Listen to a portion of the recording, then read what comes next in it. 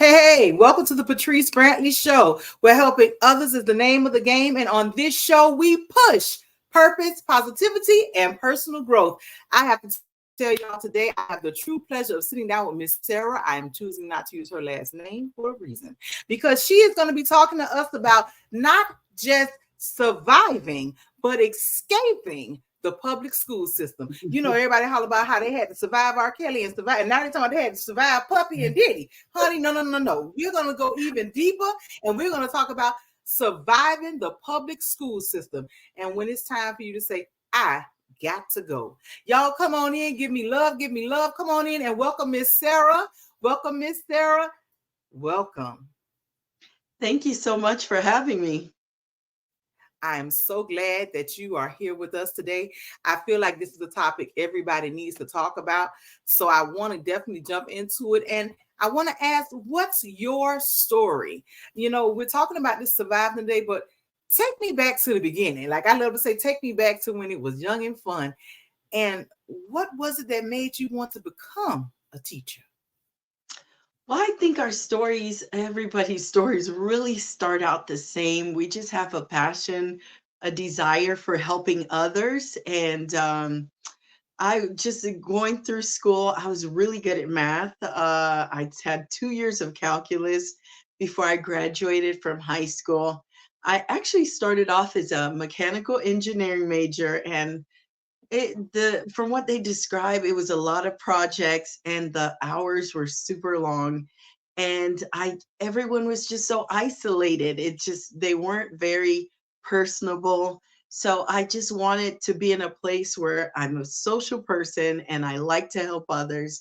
And teaching math was just a natural progression for me. So I completed my degree and then I started teaching in South Florida. So I started in 2004, and here's how bad it is. I finished off around 2017, and I only worked for 10 years. So I would Oh, work and leave, come back and leave, come back and leave. So I don't even have the full time. That's how bad it was. so in this, I'm hearing you literally started off saying, I'm going to do this mechanical engineer, but I moved into this space of, I want to do more. I want to be social. I want to be an agent of change. And I think, Yeah. like you said, that's the link for all of us in the field of education. And what I love about it was that you went into this saying, I'm going to do something different. I'm going to get these kids, literally the topic that I struggled with the most in school, math. I mean, to me, I'm like, when I think about those teachers for math who took the extra time to say, sit down here, let me show you what to do. I was excited about it because they made it come alive. And you gave it a good advantage. I'm not going to joke. You made it from 2004 to 2017. My hats are off to you. You did an amazing job in this, even if you did come in and out. But I want Yeah. to go a little deeper with this because I want to talk about, as people get into this, where did your path take you? Um, and what was the different types of classrooms that you experienced? What did that look like? Yes. Well, so I have a variety of experience. I worked in primarily the high school level. I taught high school math. I taught anywhere from algebra. My first courses were remedial algebra one, and I had a Wow. couple sections of that. So you can imagine the students were just not as enthusiastic. They had already failed algebra. So I was coming in to help them and hopefully get them to pass the class. So I taught from remedial algebra all the way to calculus one year. In the interim, I worked on getting a master's degree, and I was able to substitute at the elementary level. So my family said, You've always taught high school. Why don't you try elementary? That should be much better." And boy, was that an eye opener as well. So I did substitute teach at the elementary level. And one year I did middle school, and that was a year that broke me. So, because this is interesting to hear, because you've had really an array of experience to go from Mhm. high school to coming in and subbing into elementary and then middle school. Me personally, anybody who teaches in middle school, I personally feel you get a one-way ticket to heaven. You don't even have to stop by the gate. They be like, "Oh, middle school, that was your hall pass. Go, honey, go. That's you. Yeah. Come on in." Right?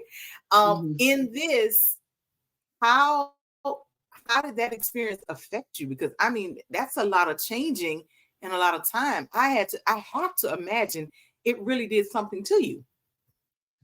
Well, so high school, what I found that it was hard to get parental involvement. I mean, you could call, you could send emails, they're just not involved as much. Elementary, on the other hand, it was a mama bear. Every little thing, the parents were on you. They often took the sides of their kids, and it was just really frustrating. Middle school was still mama bear, and but at that age, the children were more creative in the little stories they would make up to garner Mhm. sympathy from their parents. So that was the hard part about teaching middle school. I mean, they would make up the most horrendous stories. So, I mean, I can't imagine going from such a different space. I did the elementary school piece, so I understand about the mama bear. Oh my gosh. Mama bear, grandma, the saber tooth, and the whole nine, right? You get the whole family out, everybody's mad, they want to meet you, and you this little evil lady who telling them that they baby didn't do this, right? Mhm. But then to go from that to go move up will come from no support, literally no support in the high school realm, to now having too much support in the elementary realm, but not really the right type of support. Because depending Mhm. on the type of student you spoke about or parent that you spoke to, it may not been a helpful experience. So, how did you handle the difficult parents? It was really hard. I mean, even the kids were difficult. It wasn't just the parents, but the parents. That's when I just encountered the most aggression from the parents. You had parents. I taught in a low socioeconomic area.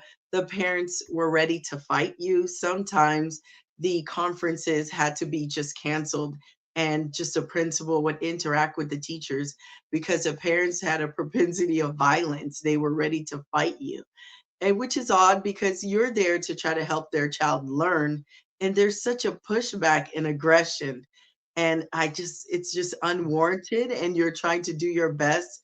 You're working with their child all day, and they're just so aggressive against you. And to hear this, because you're talking about these aggressive parents, and I think of the Florida law right now that everybody was up in the arms of. Everybody joked about it some years ago when our former president spoke about arming the educator and giving teachers guns, right? And the first thing I thought about was you want to give a group of underpaid professionals guns to work with children and parents who have already lost the battle of we are working together. I'm not your enemy. Mhm. What happens there? So now this is interesting to see, because now I'm hearing about this and I've actually witnessed the parents in that time come and want to fight teachers, and I'm like, don't do it. Please, man, go sit down. You don't know what this lady has faced today.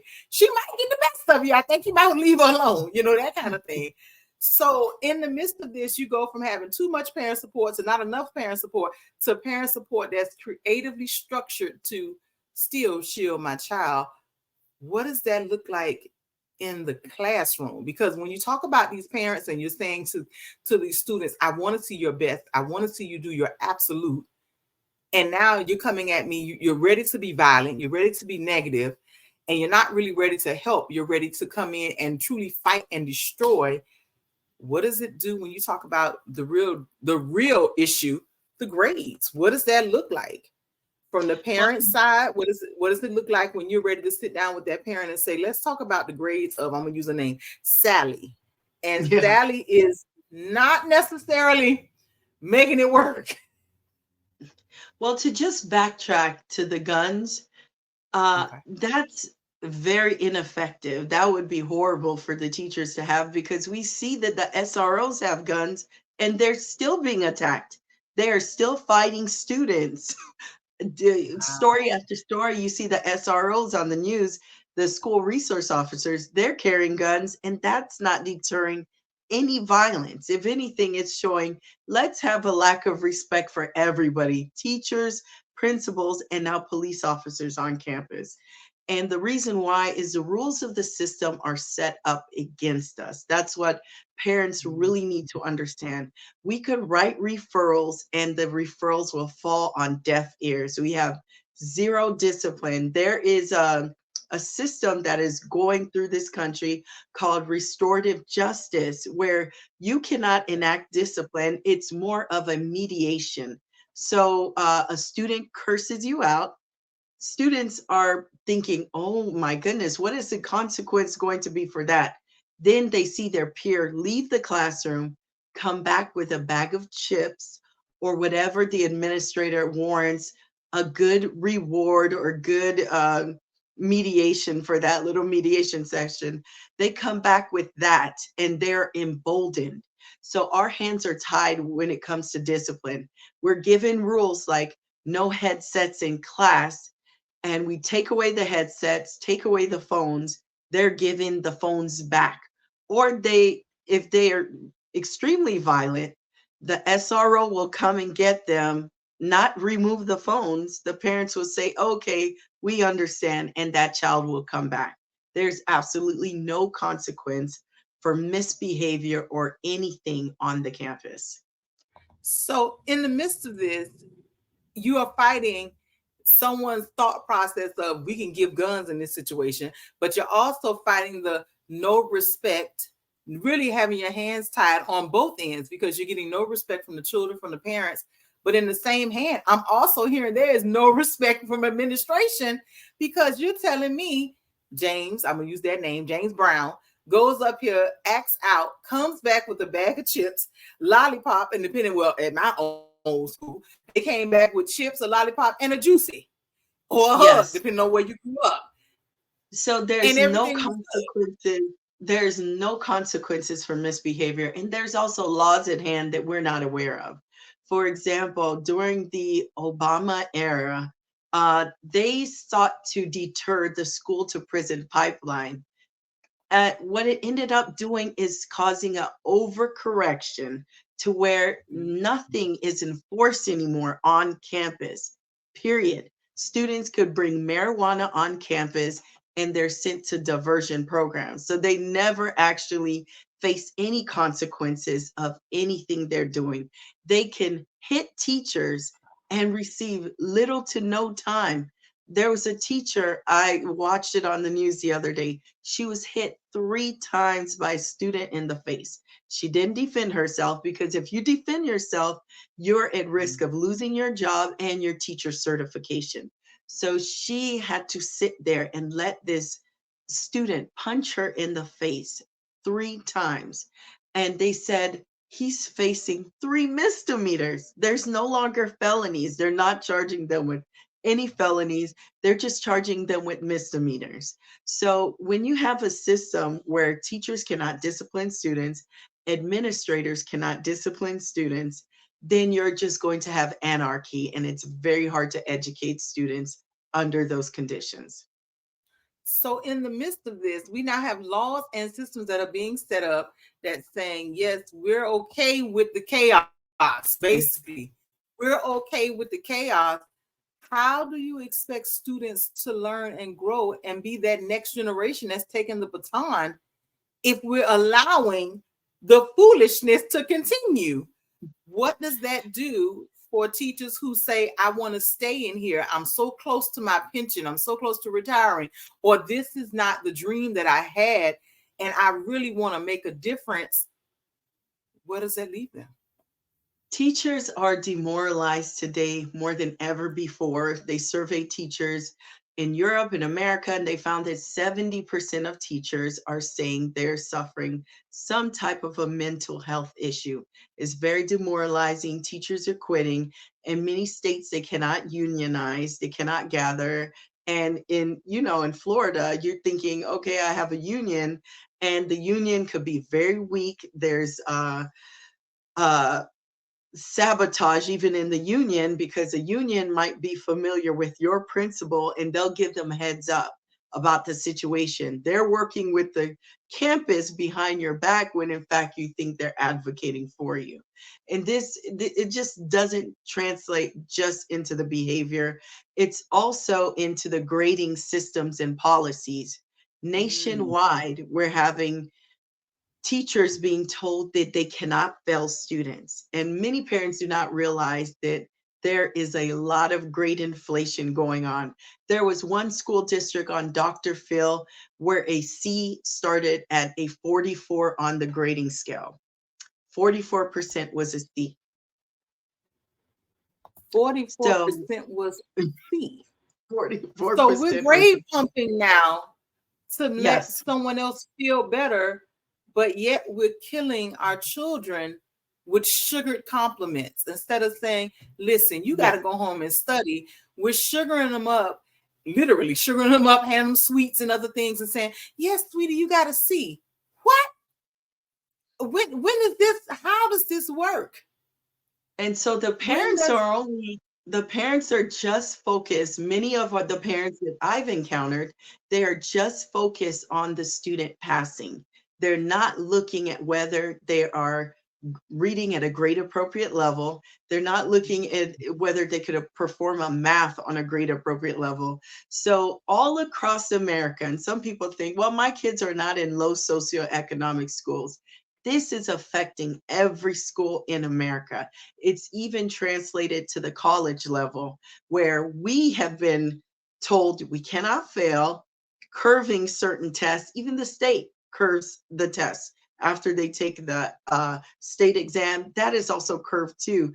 Many parents receive performance reports saying your child performed at this level compared to everyone else, but it's not actually an analysis of where they stand. Okay. So you're looking at students getting grades passed on to the next grade level, social promoting, um, just outright, some principals will go back and actually change the grades themselves.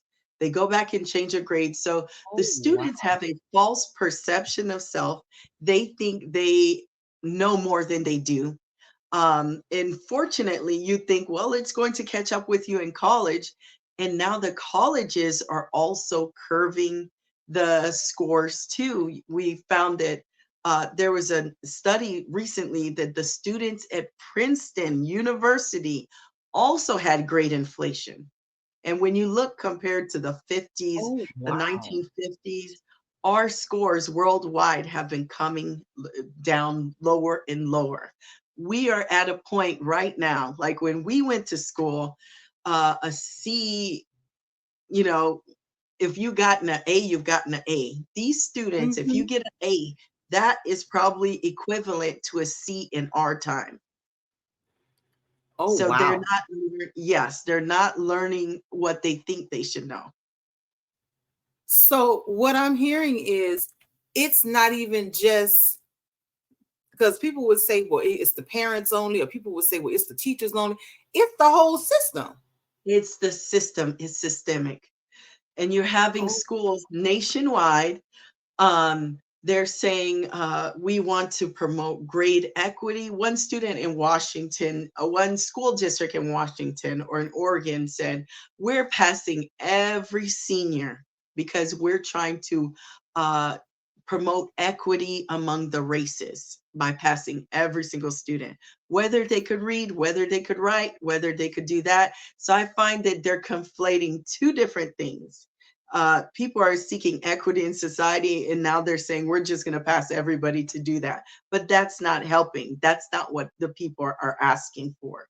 They're asking for equal opportunity, but what they're doing is just passing everybody. so in the midst of this, because this to me sounds like a lot of pull and push, and what I'm Mhm. hearing is, okay, this thing, I'm going to pass this child, and I could just imagine for the teacher that is still in the classroom, this has to be a serious struggle of conscience and moral values. But then I Yes. also look at the side of this has to be affecting their mental wellness, because if you know without a shadow of a doubt that child A, I'm just going to use that example, child A is truly failing, and you came into the field to make a difference, And how do you deal with this? Because, in the past, people would love, and I know I've experienced this myself. I had a principal who threw an EAP card at me and said, Mhm. well, go see EAP. That'll be okay. You'll be all right. But there's more to this. It's not just stopping in and going and seeing EAP. There's more. How do Mhm. you feel that we're able to do something with this? What does that look like? It is completely demoralizing when you have a student who cannot add or subtract and they're being passed on in a pre-calculus class. That's another thing.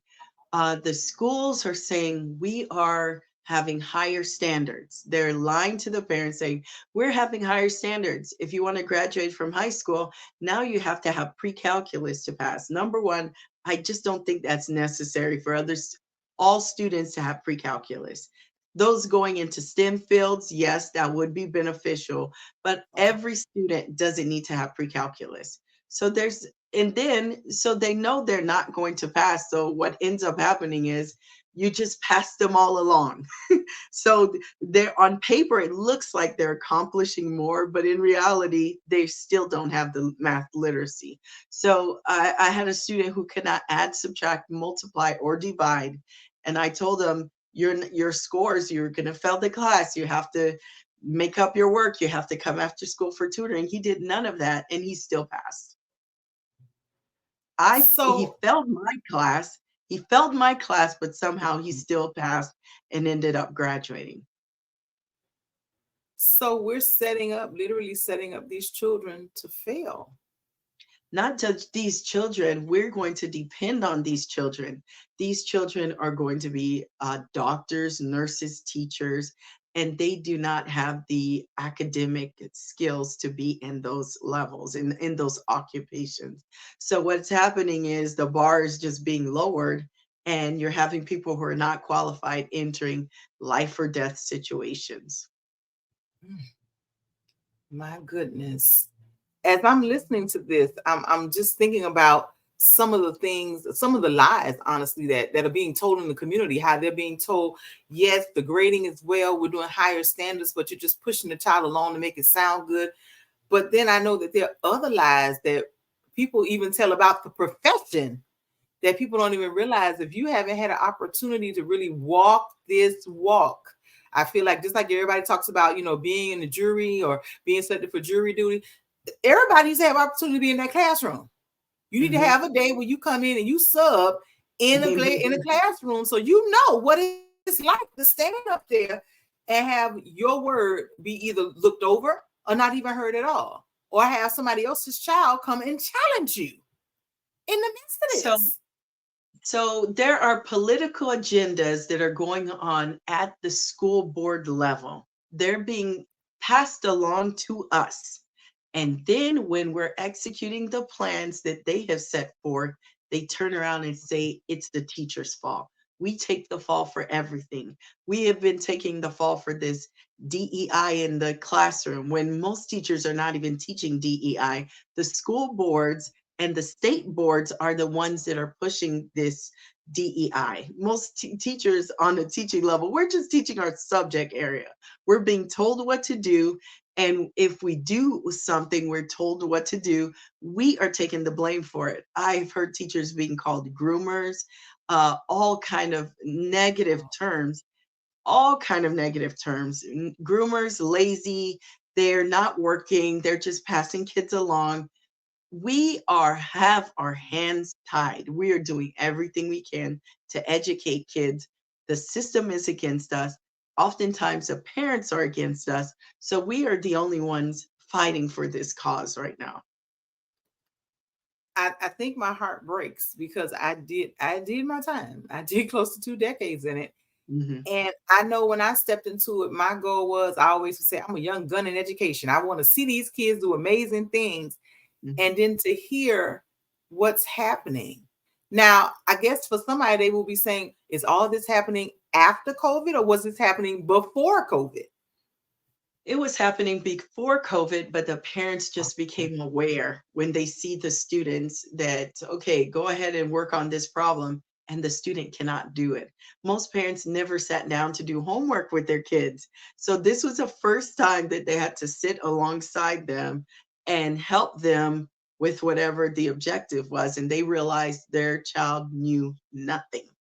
They were not getting any of it.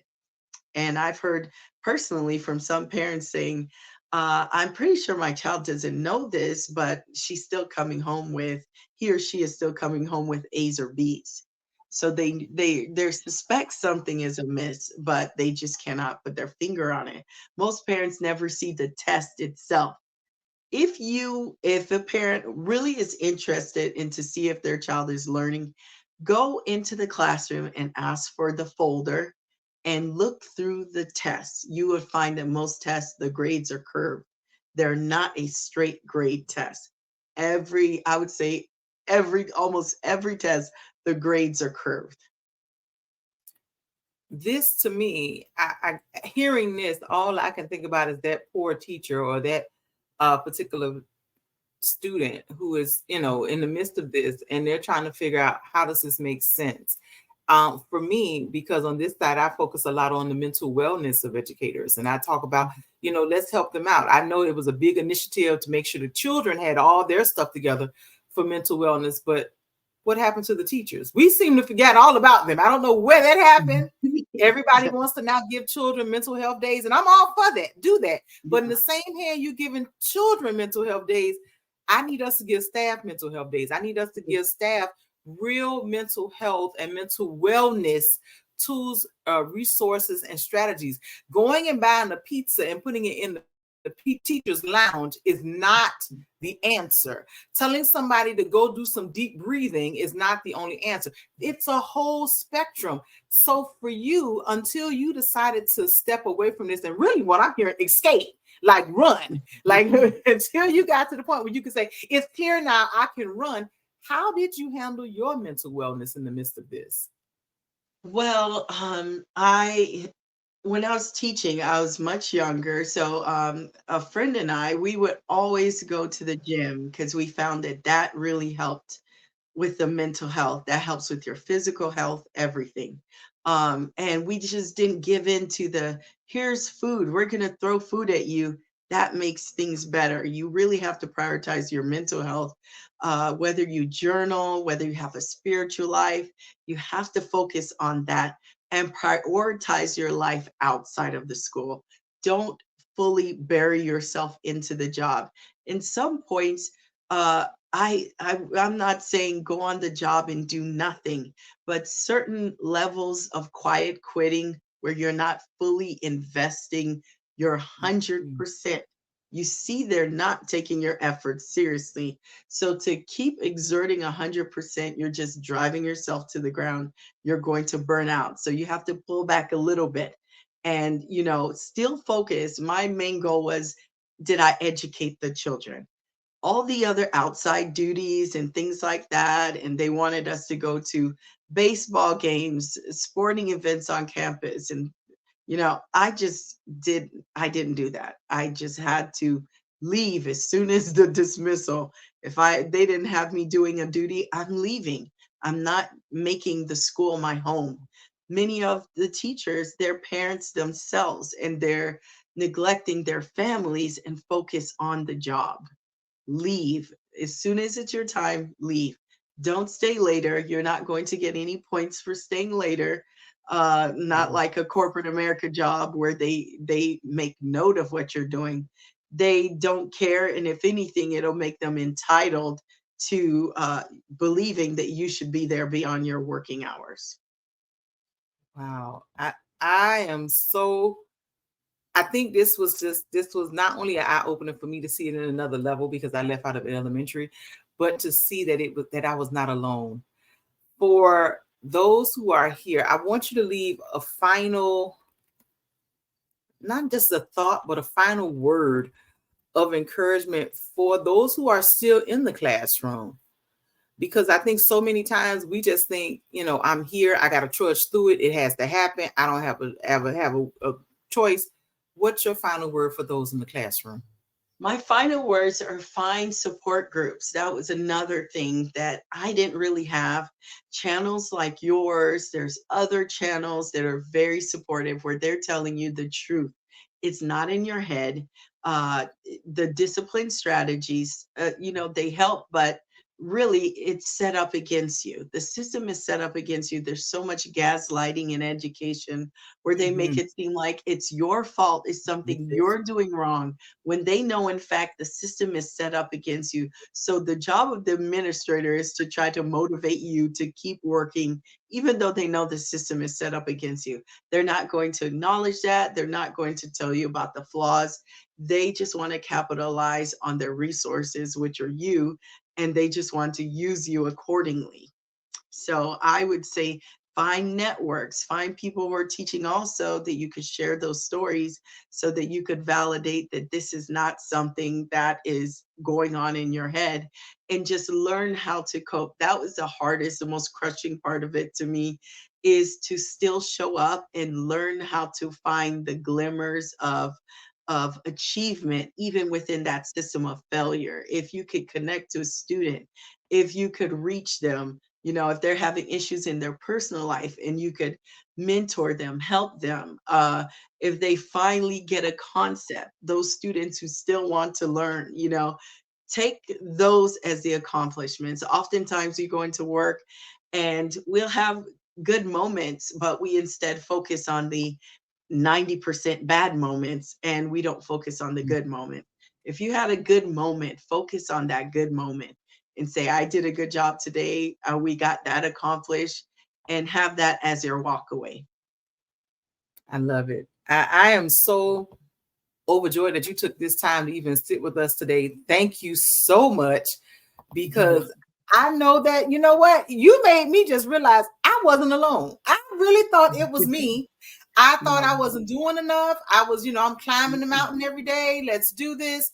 And everybody else is looking at me going, you're doing way more. Like, stop, relax. Yes. And I'm like, I'm doing enough. They're not getting it. And I appreciate you being that voice for those in the community that's understanding that it's not them. I thank you for being that light that's saying there is help. There are other things that we can connect and do. I got to tell you, I truly, truly thank you and the audience for tuning in, y'all, because this was good. Okay, this right here is what I've been waiting for, to talk to somebody who really wants to tell the real deal Holyfield about what's happening in the classrooms and how that we could truly make a difference. Y'all, please make sure y'all stay tuned for the behind the scenes. But I first want to say to everybody, thank y'all for tuning in to the Patrice Brantley Show, where on this show, helping others is the name of the game. And we push purpose, positivity, and personal growth. I'll see you all for the next one. Have an amazing day. Bye-bye.